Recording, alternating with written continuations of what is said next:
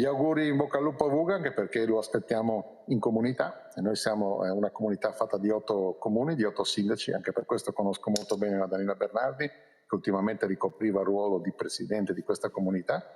Saluta Attilio Vuga e lo aspetta nella comunità Michele De Sabata, che ospite di Friuli in diretta non si nasconde dietro il proverbiale dito e difende l'ex primo cittadino di Cividale, Daniela Bernardi, e il suo ottimo operato, testimoniato da un fatto singolare: tanti assessori saranno gli stessi del suo mandato.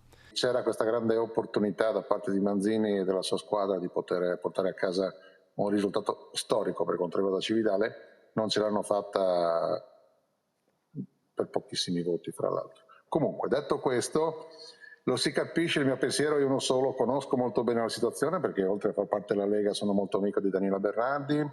Dico a chi interessa questa situazione di guardare la composizione della prossima giunta a Cividale.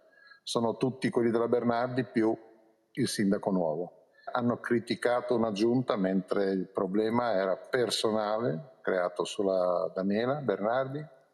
L'hanno voluta far fuori in una maniera, secondo me, non molto bella, e il risultato, oggi io sorrido perché poi andrete a vedere la composizione della giunta di Cividale, sarà esattamente la giunta della Bernardi, correttamente, che ha lavorato molto bene, e io penso che la gente non è stupida, ha capito cosa è successo. Si toglie qualche sassolino dalla scarpa il sindaco rieletto di Premariacco, che ribadisce anche il senso della sua discussa frase: non sarò il sindaco di tutti. Se sarà il 99,9%, non sarò il sindaco di tutti, perché qualcuno nella mia comunità ha usato parole e ha fatto delle azioni, soprattutto di interloquire con la gente, andare a suonare i campanelli per le case per dire non votare De Sabata senza motivazione, fra l'altro.